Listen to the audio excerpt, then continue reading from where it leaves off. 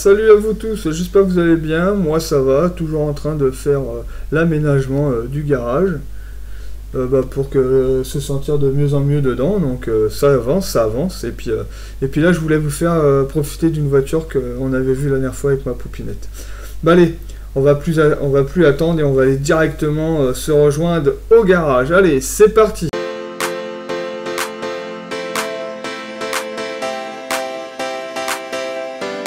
Que les portes de l'hôpital de la mécanique s'ouvrent. C'est parti. Bah toujours hein, du bazar en bas, mais ça c'est pareil, ça a beaucoup de trucs qui vont aller à la déchetterie, je vous le dis. Mais là c'était pas l'ordre du jour, le bas. Là c'était le haut que je voulais qu'on fasse. Moi j'ai dû acheter une échelle, putain je pensais pas que c'était aussi cher quand même une échelle. Le matériau il a augmenté quand même les gars. Donc voilà le grenier avec son bazar. Non, c'est pas un bazar, c'est un tas de merde. Il faut le dire, c'est un tas de merde. Donc j'ai passé du temps à aller à la déchetterie. Je peux vous le dire. Il y a de la poussière entre ce qu'il y a au sol. Là. Donc voilà, c'est avec ces tôles-là que je vais faire mon plancher. Donc ça, c'est des tôles de cabine de peinture. Donc c'est ce qu'on m'avait filé. Et puis je dis, ça va pas me servir, autant que ça me serve à faire un plancher. Donc voilà, je passe tout par la fenêtre. Le sommier, le matelas, ils en faisaient partie, du tas de merde qu'il y avait là-haut. Donc après voilà, j'ai commencé à monter les tôles. La fermier Coco m'a aidé aussi, mais il n'était pas tout le temps là, hein, parce qu'il faut qu'il aille à l'école, hein, celui-là. Hein. Sinon, ça va pas aller. Hein. Comme il va être mécano, hein, il faut qu'il apprenne. Hein. Moi, j'ai pris un musqueton. Après, j'ai pris une sangle que j'ai accrochée. Et après, on tirait dessus avec tous nos muscles.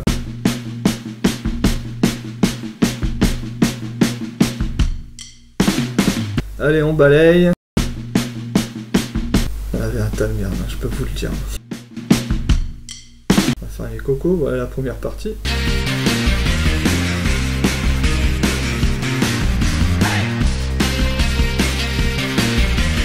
Après, on a commencé à faire les coupes de celle-là du fond. Donc voilà. Je laissais à chaque fois 5 cm pour pouvoir la visser avec l'autre qui était déjà en place. J'ai fait ça sur les deux coupes que j'ai fait, j'ai laissé 5 cm. À chaque fois que j'ai des coupes, je laissais 5 cm, comme ça j'étais tranquille. Les protections, casque aux oreilles, lunettes normalement, mais moi je les ai pas trouvées, donc je les ai pas mis. Au moins les gants. Mettez les protections aux oreilles, parce que moi maintenant j'ai un problème sur une oreille, et c'est pas marrant. J'ai mon appareil, quand on est jeune on dit « Oh c'est bon, on n'a pas besoin de casque ». Bah si, on a besoin d'un casque. Important. Après j'ai changé de disque. Pareil, hein, faites attention quand vous manipulez ça parce que c'est dangereux. Retirez pas la protection de la disqueuse. Quand vous vous positionnez, éteignez-la, faites pas comme moi. Hein. Là, elle est encore allumée. Voilà, après la première que j'ai mise, hop. Donc, comme je vous ai les 5 cm, vous voyez. Voilà, on positionne. Allez, hop. Et ça se met dedans, hop. Après j'avais mis la deuxième, on balaye.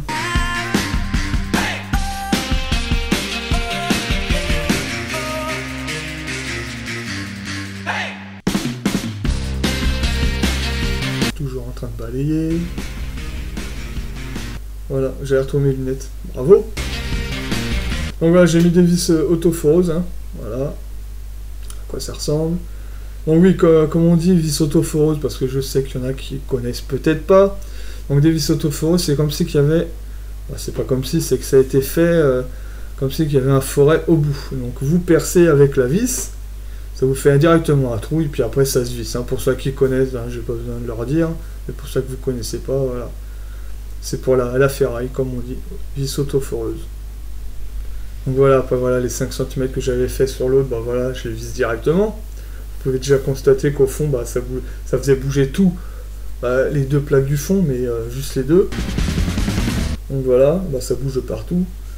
Donc voilà, après j'avais été couper des carrés que j'avais mis à chaque extrémité des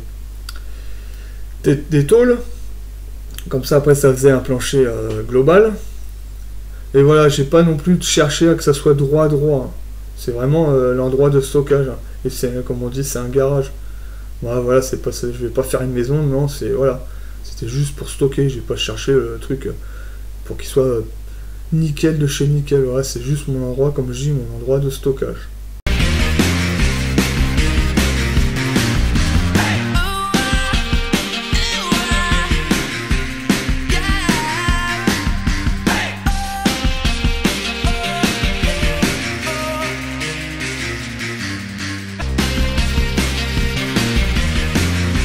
À chaque bout j'en ai mis un. Parce que vous pouvez constater que ça bougeait vachement là-bas et puis c'était pas droit.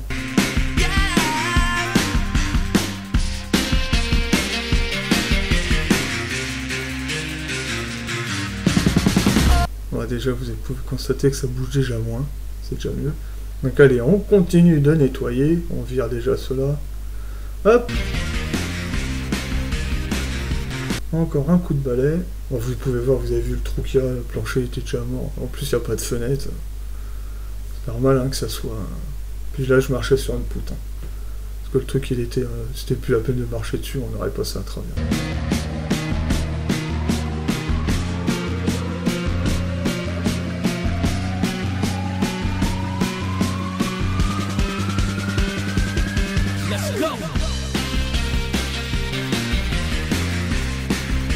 Allez, à la wall again, le skateboard. Et tout au fond, je vous ai pas filmé la coupe, parce que j'ai eu une coupe, parce que y a les câbles électriques qui passent au fond, donc j'ai dû faire une coupe. Donc c'est pour ça que la disqueuse elle est à côté, j'avais coupé, et puis après voilà, je l'ai remise.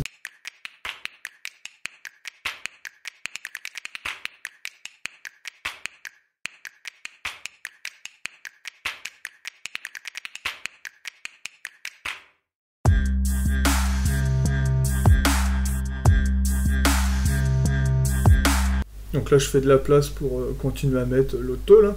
Bon, après ça a été vite, hein. Le seul problème c'était le nettoyage. C'était chiant le nettoyage. Surtout le tas de merde qu'il y avait, c'était chiant. Donc là voilà, positionné. Super, je suis un champion. Donc voilà. Et voilà, le plancher est fini. Après ça fait une belle surface hein, de stockage. Hein. Vous avez vu que j'ai déjà monté les chandelles. Donc c'est vrai que ça fait pas mal. Après voilà, ça permet de pouvoir stocker des choses à la place que ça reste en bas parce qu'après ça me fait moins de place. Donc voilà, vous avez vu que j'avais mis là c'est voilà les vis que j'avais mis les 5 cm en plus avec la tôle hein. Et ça c'est les carrés voilà que j'ai mis à chaque coin de la tôle pour que ça fasse ça fait un truc global hein. Comme ça bouge plus, mais ça bouge plus du tout hein. Et c'est super. Donc et après une fois que j'avais fini j'ai dit il faut que je creuse, il faut que je mette un truc au sol et puis j'ai découvert qu'il y avait de la lauze ou de l'ardoise épaisse qu'ils avaient mis au sol. Et puis moi j'ai dit je peux pas laisser comme ça, donc j'ai fait un prolongement pour que ça fasse plus propre. Et ça fait plus propre, je suis content du rendu. Donc et là on va refermer les portes de l'hôpital de la mécanique parce que vous allez voir comment le garage est devenu maintenant. Et comment il est tout propre. Allez, à tout de suite. Que les portes se réouvrent. Donc voilà. Donc voilà, je pensais peut-être à faire le logo de l'hôpital de la mécanique sur la porte. Dites-moi ce que vous en pensez. Ça fait un petit moment que ça me trotte dans la tête là. Donc voilà. Donc voilà le garage rangé. Donc il n'y a pas la dalle, hein. Mais déjà c'est déjà pas mal, il est rangé. Donc là, je vous présente ma grande. Je sais pas si vous l'aviez déjà vu, donc ça c'est ma grande. Un peu timide, hein. Vous voulez pas faire coucou. Donc ouais, là j'ai remonté tous mes outils. À peu près tous mes outils parce que j'ai pas encore tous mes outils là. Mais j'ai à peu près tout monté. Donc là, ça sera le nouvel endroit où je vais me filmer quand je vous parlerai. C'est vrai que là en ce moment je fais beaucoup de voix off. Donc voilà, mon compresseur, la petite Fiat 500 ma dernière. Donc ouais, il n'y a pas encore les fenêtres non plus. Mais au moins je me suis dit, si je dois faire de la mécanique, au moins je pourrais faire de la mécanique. Et peut-être continuer la moto si j'ai 5 minutes. Donc là on va monter au grenier pour que vous voyez tout le bazar qu'il y avait dans mon sous-sol que j'ai dû ranger pour le moment. Donc voilà, j'ai mis ça comme ça pour le moment. Au moins c'est rangé. J'ai même mis, regardez la corde, j'ai même mis une poulie pour pouvoir monter les vélos parce que les vélos je les monte en haut. Parce que ça prend trop de place des vélos, donc j'ai préféré les monter là-haut. Comme ça, moi, j'ai tout mon endroit pour le moment. Le peu d'endroits que j'ai, voilà, pour pouvoir travailler.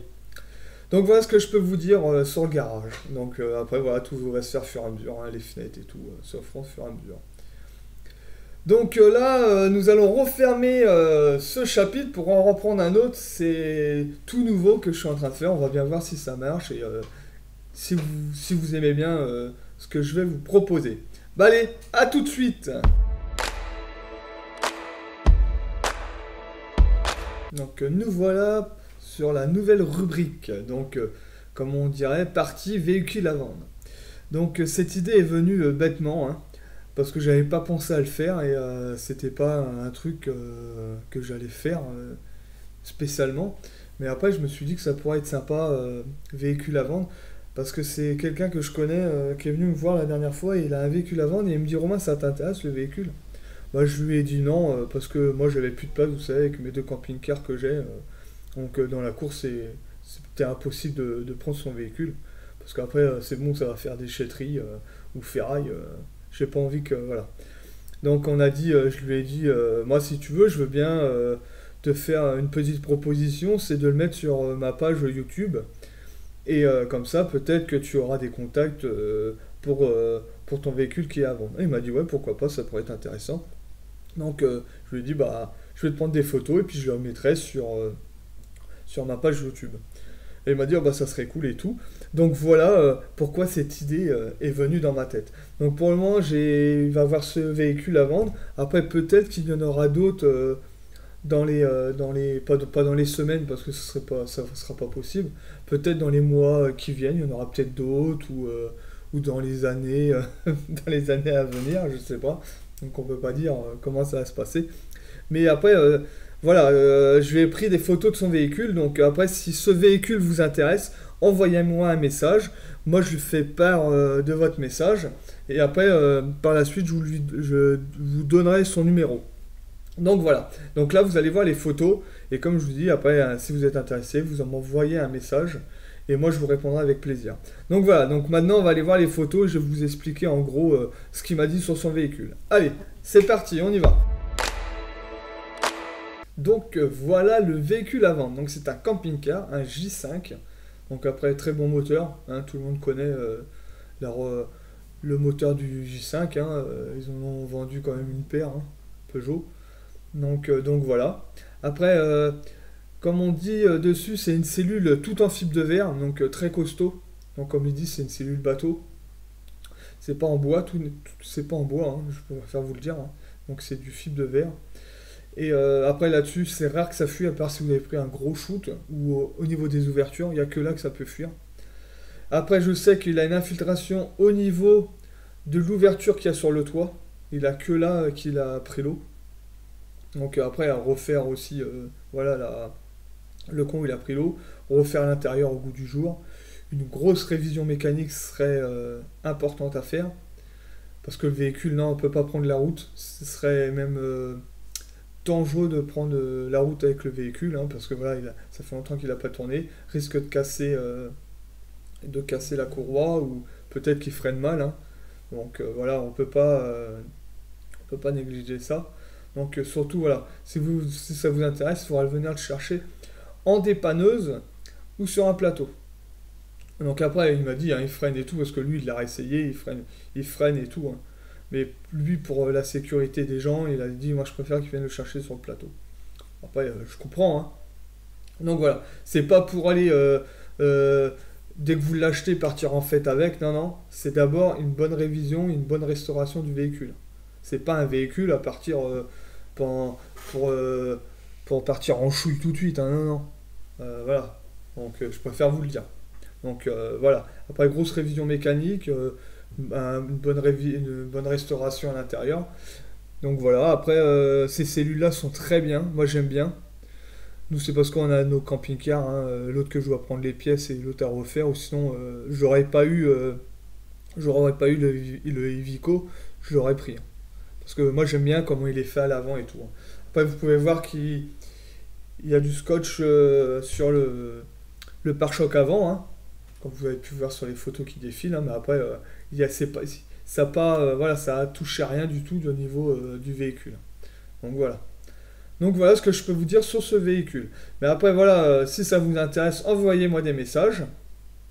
Bon, au pire, si c'est des petites questions, je peux essayer de lui poser et puis vous répondre. Ou sinon, je vous donnerai son numéro une fois que j'aurai averti que ça peut vous intéresser. Donc voilà ce que je pouvais vous dire aujourd'hui sur le garage et sur le véhicule qui est à vendre. Donc n'hésitez pas à m'envoyer des messages si vous êtes intéressé sur le camping-car.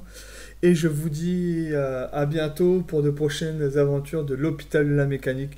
Profitez de vos passions, de rouler et de votre famille. Et à très bientôt pour de prochaines aventures. Allez, ciao! Ah oui, une dernière petite chose. Allez, une petite dédicace à Matt Garou. Allez, à plus tard et bonne continuation à tous. Allez, ciao!